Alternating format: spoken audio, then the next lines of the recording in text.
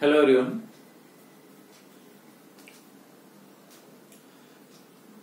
Colligative properties that already mentioned. The colligative properties of non-electrolyte.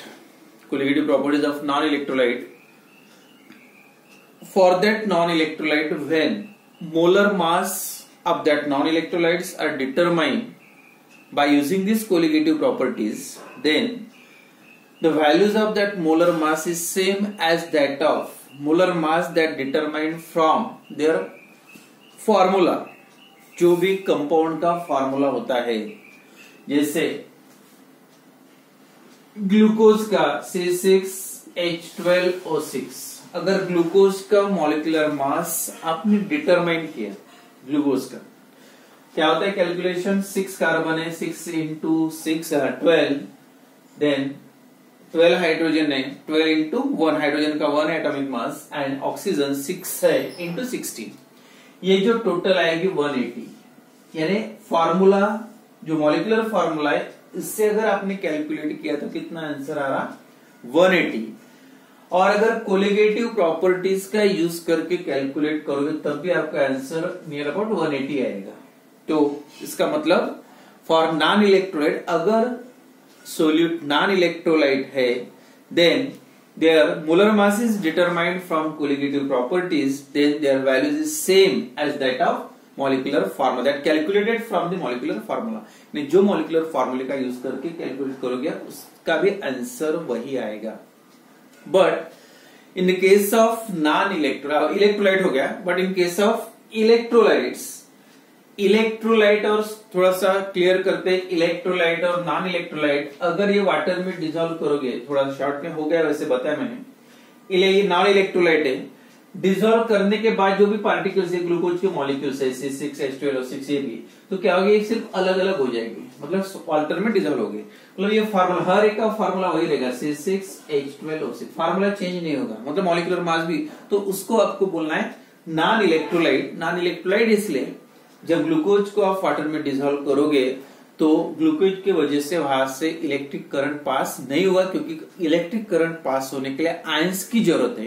But this solution do not form ions and does not conduct the electricity and therefore it is called as non electrolyte.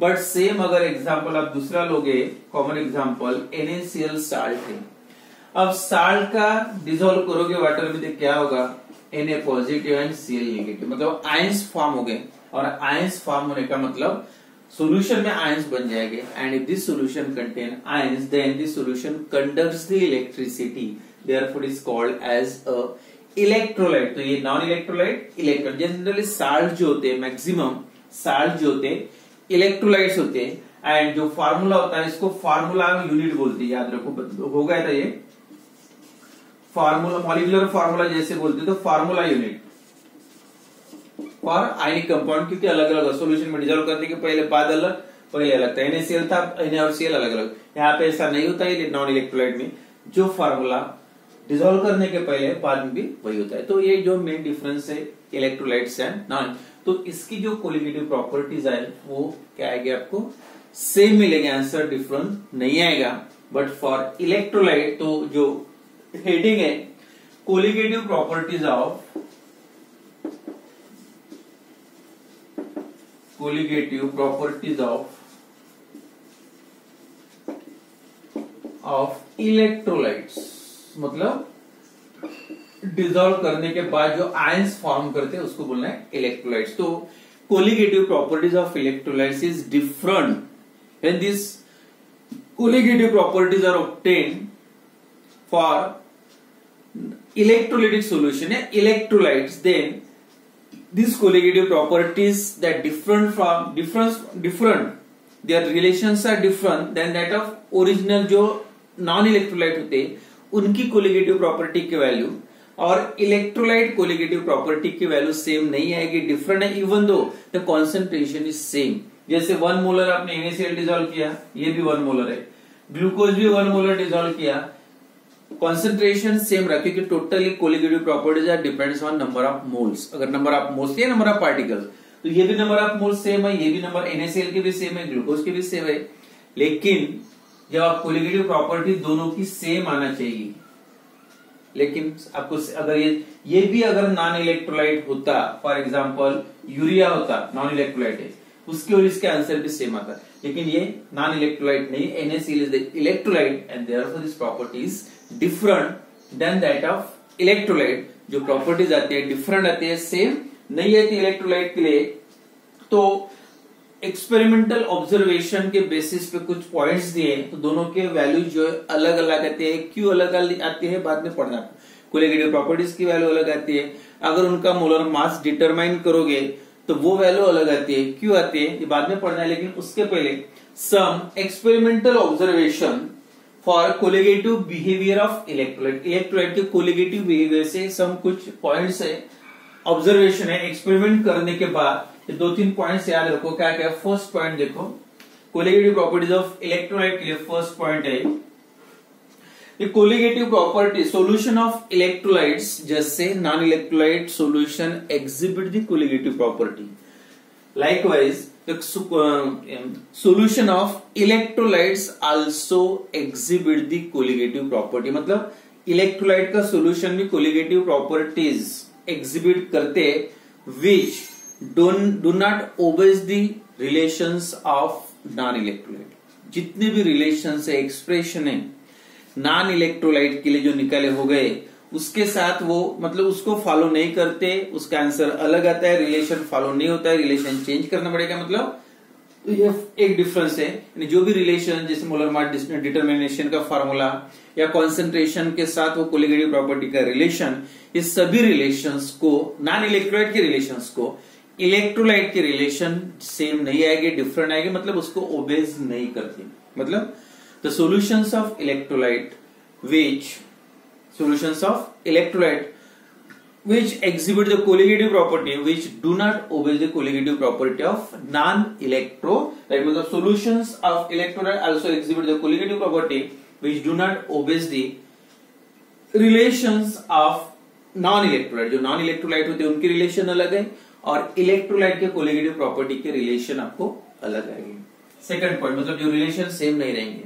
Second point है the colligative properties of electrolyte that determine then their values are always lower than that of non-electrolyte solution of same concentration। कोई भी colligative property का example आप ले लो, elevation of boiling point, depression of freezing point, lowering of vapor pressure या osmotic pressure, all these values of colligative properties are lower than that of दो solution prepare किया आपने, 1 molar glucose का solution है और 1 molar NaCl का solution है, concentration दोनों का सेम है, तो कोलिगेटिव प्रॉपर्टी की वैल्यू भी सेम आना चाहिए। लेकिन ये जो कोलिगेटिव प्रॉपर्टीज की वैल्यू है, इलेक्ट्रोलाइट की वैल्यू जो रहेगी आपको ज्यादा आएगी, मतलब इलेक्ट्रोलाइट की ज्यादा और नॉन इलेक्ट्रोलाइट की वैल्यू कम आएगी। तो ये एक सेकंड पॉइंट याद रखो, the values of colligative properties of electrolyte is greater than that of non-electrolyte of same concentration। non-electrolyte का concentration भी 1 मोलर था, इलेक्ट्रोलाइट का concentration भी 1 मोलर है, लेकिन कोई भी colligative property जैसे बॉइलिंग पॉइंट बढ़ता है, जैसे 1 मोलर से बॉइलिंग पॉइंट इसका 0.1 से बढ़ता है, तो NaCl कितने से बढ़ेगा? बॉइलिंग पॉइंट 0.2 से। मतलब इलेक्ट्रोलाइट से नॉन इलेक्ट्रोलाइट की वैल्यू ज्यादा, फिर क्यों आएगी वो बाद में आगे पढ़ना है। तो हर नॉन इलेक्ट्रोलाइट के लिए पॉइंट याद रखो, the values of colligative properties of electrolyte is always greater than that of colligative properties of non electrolyte of same concentration. Concentration same रहा तो वैल्यू भी सेम आना चाहिए, लेकिन अगर वो इलेक्ट्रोलाइट है तो उसकी वैल्यू ज्यादा आएगी।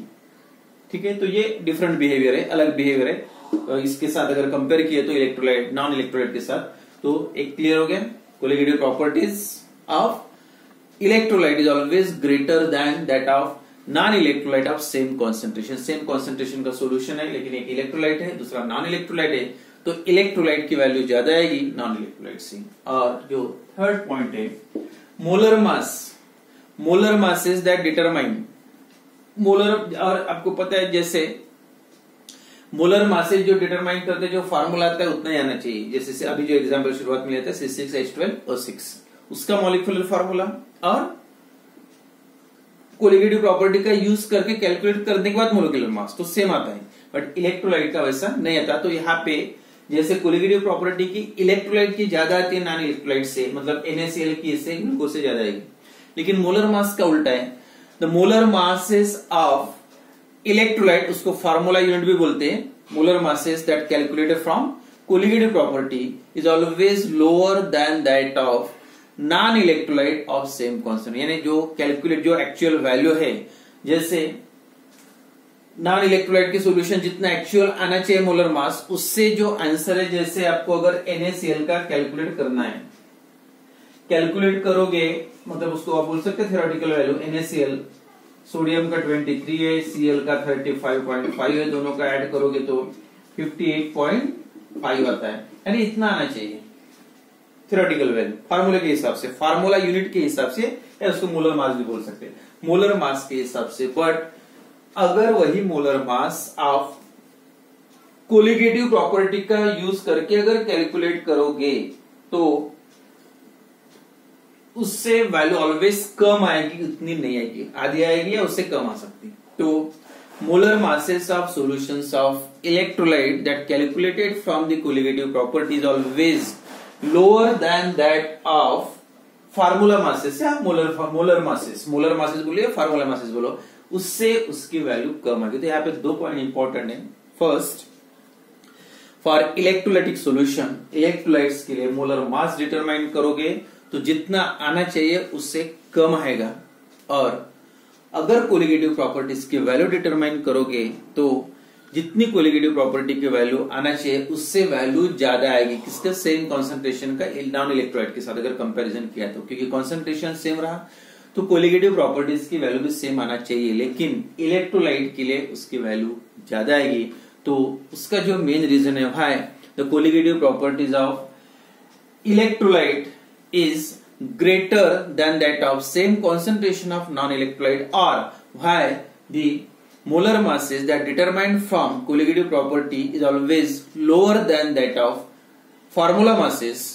तो उसका जो रीजन है मेन, ये क्लियर हो जाएगा क्यों वैल्यू ज्यादा आते हैं, मोलर मासेस या मास जो होता है वो क्यों कम होता है।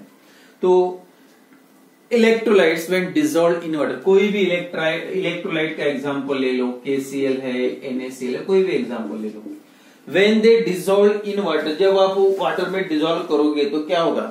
When they dissolve in the water NaCl, KCl, they dissociates into ions, K positive plus Cl negative, या NaCl को वाटर में डिसॉल्व करोगे that form Na positive and Cl negative. क्या हो गया?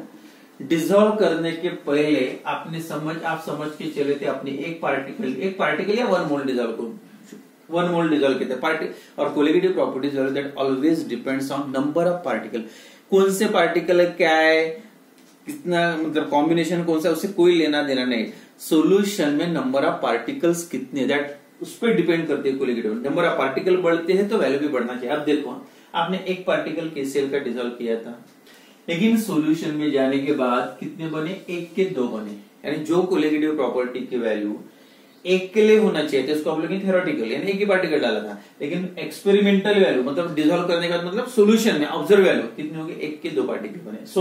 सेम सोडियम क्लोराइड कितना डिसॉल्व किया था? 1 पार्टिकल, लेकिन सॉल्यूशन में जाने के बाद 1 के पार्टिकल कितने बन गए? 2। नंबर ऑफ पार्टिकल डबल हो गए तो कोलिगेटिव प्रॉपर्टी की वैल्यू भी डबल रहेगी, लेकिन ग्लूकोज का ऐसा नहीं होगा। एक C6H12O6 डिसॉल्व करने के पहले ये था और डिसॉल्व करने के बाद भी C6H12O6, मतलब एक पार्टिकल डिसॉल्व करता सॉल्यूशन में भी एक ही आएगा, जितना आना है उतना आएगा। लेकिन इलेक्ट्रोलाइट में ऐसा नहीं होता। या देखो, एल्यूमिनियम क्लोराइड आपने वाटर में डिसॉल्व किया, आप समझ के चलिए एक मॉलिक्यूल डिसॉल्व किया, एक पार्टिकल डिसॉल्व किया, यानी एक पार्टिकल के लिए कोलिगेटिव प्रॉपर्टी की वैल्यू बढ़ना चाहिए, बट एक्चुअली क्या होता है, डिसॉल्व करने के बाद एक एल्यूमिनियम फॉर्म होता है और 3 Cl बन जाते हैं, क्योंकि Cl 3 है, 1 + 3 मतलब पार्टिकल कितने हो गए? 4, यानी एक पार्टिकल डाला था 1 के 4 बन गए। यानी कोलिगेटिव प्रॉपर्टी की वैल्यू एक पार्टिकल के लिए बढ़ना चाहिए था, एक पार्टिकल के लिए चेंज होना चाहिए था वैल्यू जो भी, तो उस कितने पार्टिकल के लिए चेंज होगी? 4। तो इससे क्लियर होता है why the values of colligative properties are for electrolyte is greater than that of same concentration. देखो सबका एक एक पार्टिकल आपने डाला था, कॉन्सेंट्रेशन तो सेम है, लेकिन अगर वो नॉन इलेक्ट्रोलाइट है तो उससे वैल्यू ज्यादा आएगी। तो सिंपल मीनिंग है, डिसॉल्व करने के बाद क्या हो जाता है, इलेक्ट्रोलाइट्स का 1 के 2 या 1 के 3 या 1 के 4 पार्टिकल बन जाते हैं, नंबर ऑफ पार्टिकल्स बढ़ जाते हैं। पहले अलग रहता है, डिसॉल्व करने के बाद अलग होता है। एक पार्टिकल डाला, NaCl के 2 बन गए।